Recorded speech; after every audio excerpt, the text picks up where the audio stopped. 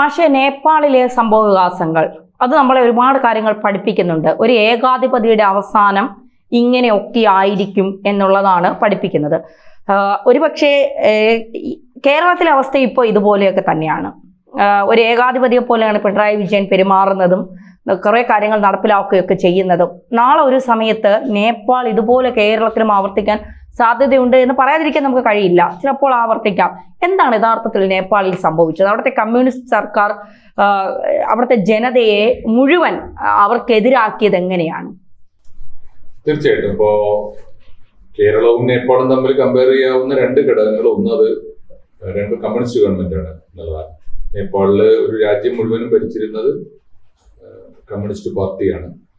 Communist പാർട്ടിയിലെ വ്യത്യസ്ത ഗ്രൂപ്പുകളെ ഒന്നിപ്പിച്ചുകൊണ്ടാണ് ഈ ഒലി അവിടെ ഭരണത്തിൽ വന്നത്. മാത്രമല്ല മഹാവിപ്ലവകാരിയായിട്ട് കമ്മ്യൂണിസ്റ്റുകാരുടെ ലക്ഷണമൊത്ത വിപ്ലവകാരിയായിട്ടാണ് വന്നത്. കമ്മ്യൂണിസ്റ്റ് ലക്ഷണമൊത്ത വിപ്ലവകാരി എന്ന് പറഞ്ഞാൽ സായുധ കലാപകാരിയാണ്. മാവോ വന്നതുപോലെ വന്ന ഒരാളാണ്. അവിടുത്തെ ഈ നേപ്പാളിലെ ജന്മികളെ മുഴുവൻ തലവെട്ടി കൊന്നിട്ട് വലിയ മാതൃക സൃഷ്ടിച്ചിട്ട് വീര വിപ്ലവകാരിയായി വന്ന ഒരാളാണ് ഒലി. ആ ഒലിയുടെ ഗവൺമെന്റിന് എന്ത് സംഭവിച്ചു എന്ന് ചോദിച്ചാല് അവിടുത്തെ ജന്മികളെക്കാൾ, അവിടുത്തെ ഏകാധിപതികളെക്കാൾ ആ രാജ്യം കണ്ട ഏറ്റവും വലിയ ഏകാധിപതിയായിട്ട് ഒലി മാറി. മാത്രമല്ല ഏറ്റവും വലിയ അഴിമതിക്കാരായ ഭരണകൂടമായിട്ട് മാറി.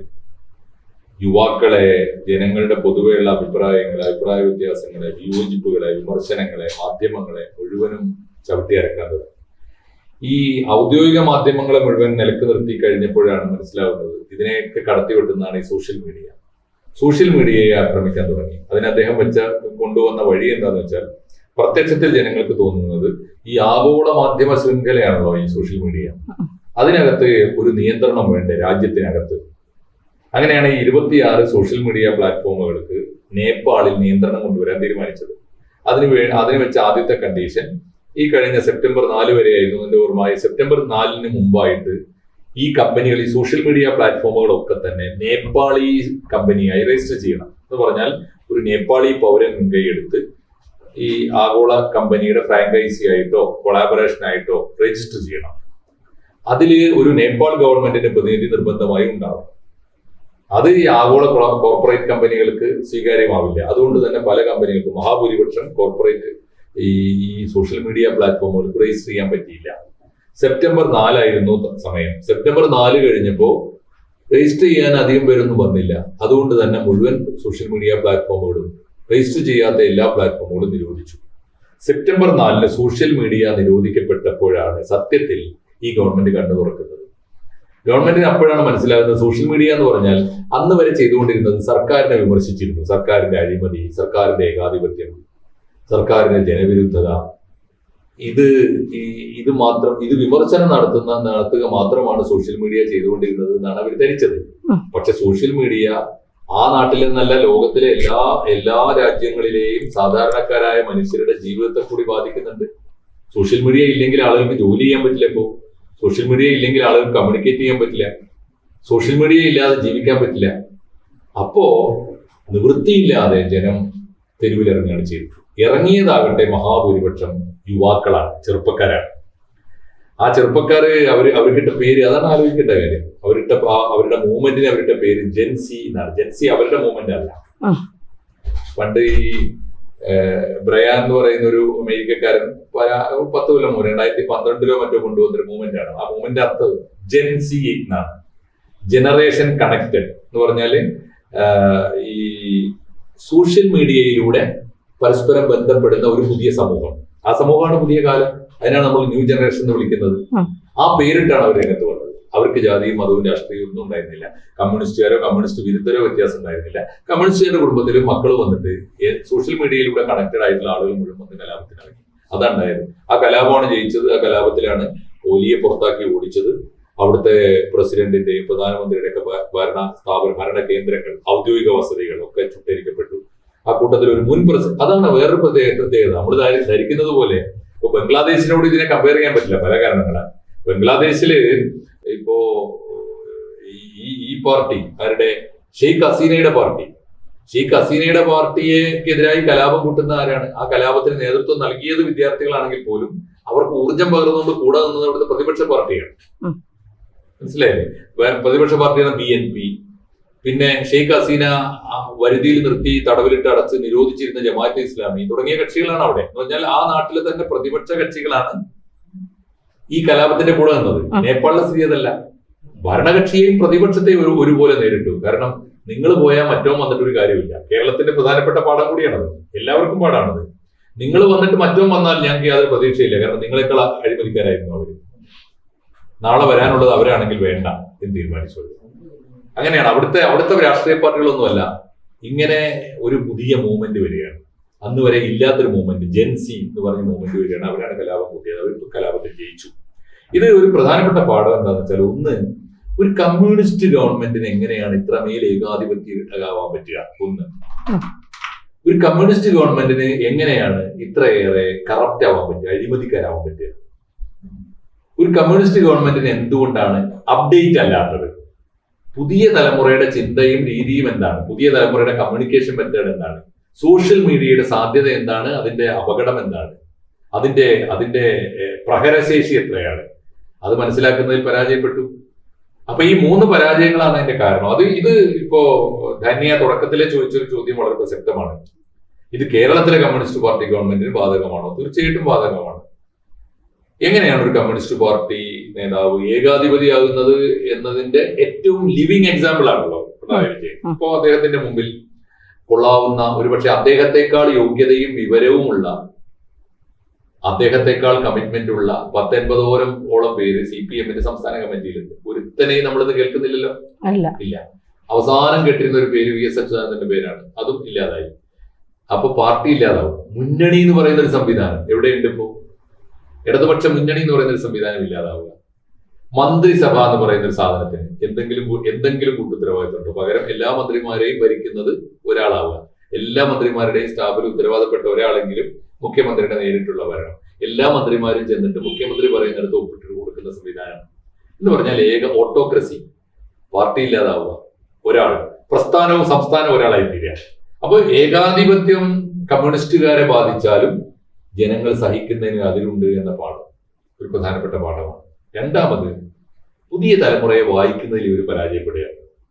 സോഷ്യൽ മീഡിയ എന്ന് പറഞ്ഞാൽ, മീഡിയ പണ്ടേയുള്ള ഒരു സ്വഭാവം എന്താ? മീഡിയ നമ്മുടെ ശത്രുവാണ്, അങ്ങനെയല്ലോ പറയാ. ഇപ്പൊ സോഷ്യൽ മീഡിയ മുഴുവൻ ശത്രുവാണ്. സോഷ്യൽ മീഡിയ എന്ന് പറഞ്ഞാൽ എന്താ അതിന്റെ അർത്ഥം? മീഡിയയിലെ ജന്മിത്വം അവസാനിക്കുകയും മീഡിയയിലെ അധികാര കേന്ദ്രങ്ങളും വലിയ മഹാസ്ഥാപനങ്ങളും മഹാരാജാക്കന്മാരും അവസാനിക്കുകയും അതിനു പകരം ഓരോരുത്തരും മാധ്യമങ്ങളുടെ വക്താക്കളായി തീരുകയും. സിറ്റിസൺ ജേർണലിസം ആണല്ലോ സത്യത്തിൽ സോഷ്യൽ മീഡിയ എന്ന് പറഞ്ഞാൽ. സിറ്റിസൺ ജേർണലിസം ആണ്. ഓരോ പൗരനും ജേർണലിസ്റ്റ് ആവും. ഞാനോ നീയോ ഒരു സ്ഥാപനത്തിൽ ജോലി ചെയ്യുക എന്നുള്ളതിലേറെ ഓരോരുത്തർക്കും, ഇപ്പോ ഒരു സ്ഥാപനത്തിന്റെ ഭാഗമല്ലാത്ത കോടിക്കണക്കിന് ബ്ലോഗർമാരില്ലേ, കോടിക്കണക്കിന് യൂട്യൂബേഴ്സ് ഇല്ലേ, എത്രയോ പേരുണ്ട്. അത് മനസ്സിലാക്കുക, അപ്ഡേറ്റ് ചെയ്യുക. 2, വിമർശനം കേട്ടാൽ അവനെ ശത്രുവാക്കി, പ്രതിവിപ്ലവകാരിയാക്കി അടിച്ചമർത്തുന്നതിന് പകരം, മാധ്യമങ്ങൾ തന്നെ നിരോധിക്കുന്നതിന് പകരം ചെയ്യേണ്ടത് ഈ പറയുന്നതിൽ എന്തെങ്കിലും കഴിവുണ്ടോ? ഞാൻ വല്ലതും തിരുത്തേണ്ടതുണ്ടോ? എനിക്ക് എന്തെങ്കിലും പറ്റുന്നുണ്ടോ? എന്റെ മൂവ്മെന്റ് വഴിതെറ്റി പോകുന്നുണ്ടോ? എന്റെ പ്രസ്ഥാനത്തിന് തെറ്റ് പറ്റുന്നുണ്ടോ? അത് പരിശോധിക്കല്ലേ വേണ്ടത്.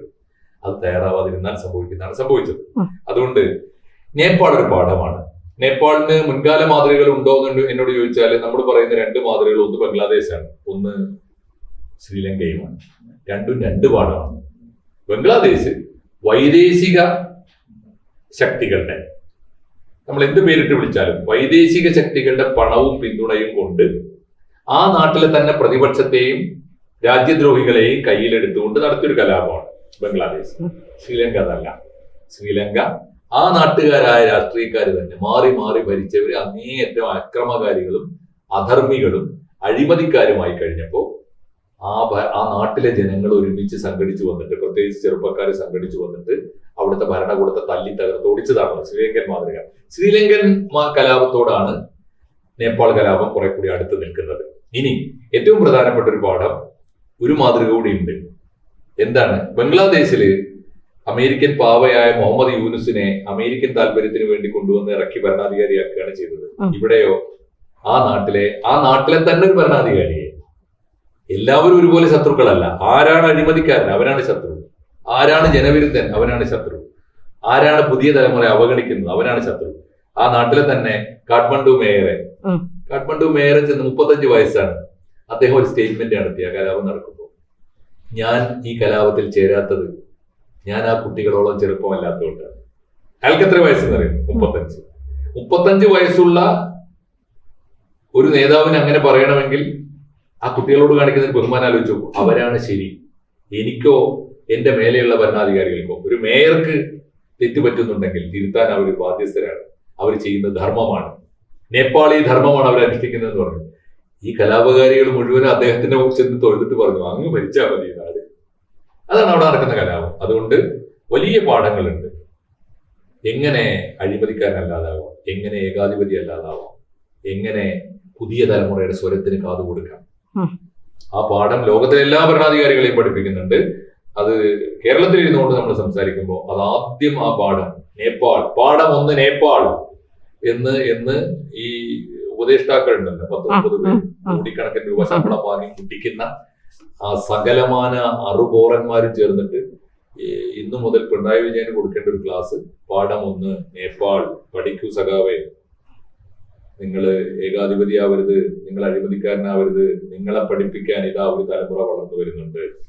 നേപ്പാളിൽ നേരമുണ്ടെങ്കിൽ കുറച്ചു നേരം വീട്ടിലേക്ക് മാത്രമല്ല നേപ്പാളിലേക്ക് നോക്കൂ എന്ന് പഠിക്കുകയാണ് വേണ്ടത്. നല്ല പാഠമാണത്. നേപ്പാൾ ഒരു പാഠമാകട്ടെ എന്നാണ് എന്റെ വിശ്വാസം. ഒരു കാര്യം കൂടി ചേർത്ത് പറയണം, ഇന്ത്യ ഗവൺമെന്റ് ഇതുവരെ നേപ്പാളിൽ ഈ കണ്ട അക്രമം മുഴുവൻ കാട്ടിക്കൂട്ടിയിട്ട് അവിടുത്തെ ഭരണകൂടത്തെ ഓടിച്ചിട്ട് ഇപ്പോ ഒലി എവിടെ പോയി ഒളിച്ചിരിക്കുന്നു എന്ന് പോലും ആർക്കും അറിഞ്ഞൂടാ. ഏതോ രാജ്യത്ത് പോയി ഒളിച്ചിരിക്കുന്നു എന്നാണ്, ജീവനും കൊണ്ട് ഓടിയിരിക്കുന്നു എന്നാണ് കേട്ടത്. എന്നിട്ട് പോലും ഇന്ത്യ ഗവൺമെന്റ് ആ കലാപത്തെ അപലപിച്ചിട്ടില്ല എന്ന് പറഞ്ഞാൽ എന്നെയും നിന്നെയും പോലെ നമ്മുടെ ഗവൺമെന്റ് ചിന്തിക്കുന്നു എന്നാണ് അർത്ഥം. ഇന്ത്യ ഗവൺമെന്റ് പുതിയ ജനറേഷന്റെ ശബ്ദം കേൾക്കുന്നു. അത് ഇന്ത്യയിൽ മാത്രമല്ല നേപ്പാളിലായാലും. അതുകൊണ്ട് ഇന്ത്യ ഗവൺമെന്റിന്റെ ഈ മൗനത്തെ മുക്തകണ്ഠം അഭിനന്ദിച്ചുകൊണ്ട് ഈ ചർച്ച തൽക്കാലം നമുക്ക് ഇവിടെ നിർത്താം. പിന്നെ കൂടി പോയാടേ. എത്ര മിനിറ്റ് ആയിടാ?